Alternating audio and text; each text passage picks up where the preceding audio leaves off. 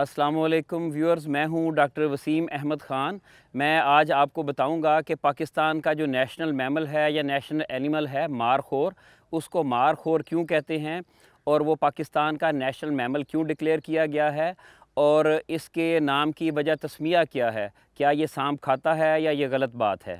Markhor दरअसल ऐसी चट्टानों पर रहना पसंद करता है कि जहाँ पे कोई और जानवर पहुँच नहीं सकता। बहुत स्टीप और सीधी चट्टानें, जहाँ पे हत्ता कि इसका जो प्रेडेटर है यानी कि स्नो लेपर्ड है या वुल्फ है वो भी नहीं पहुँच पाता। एक तो ये बात है कि ये बहुत सख्त और दुश्वार गुज़ार चट्टानों पे रहता है। दूसरा, जब सर्दियों में बर्फ़बारी से सारी वेजिटेशन ढक जाती है, छुप जाती है, तो वहाँ सूखी जो घास फूस है वो भी खा के ये गुज़ारा कर लेता है, यानी कि चैलेंज कबूल करता है। और तीसरी बात ये है कि पाकिस्तान के चारों सूबों यानी बलूचिस्तान, सिंध, पंजाब, खैबर पख्तूनख्वा और इसके अलावा आज़ाद जम्मू एंड कश्मीर और गिलगित बल्तिस्तान, इन सारे रीजन में 6 के 6 रीजन में से 4 रीजन में ये पाया जाता है। इसी मुनासबत से इसको पाकिस्तान का नेशनल मैमल भी डिक्लेयर किया गया है।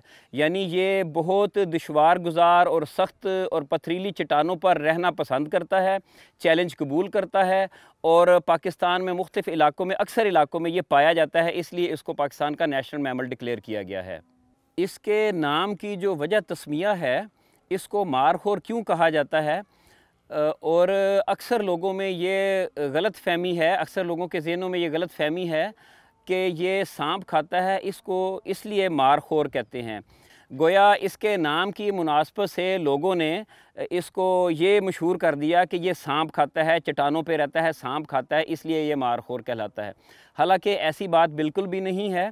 इसका जो निज़ामे हज़म है, इसका जो मैदा है, वो इस तरह का डिज़ाइंड है कि इसने गोश्त नहीं खाना, बल्कि इसने सब्ज़ी ही खानी है, घास खाना है, दरख्तों के पत्ते खाने हैं और सेलुलोज़ को डाइजेस्ट करना इसके मैदे का काम है, ना कि गोश्त और प्रोटीन को।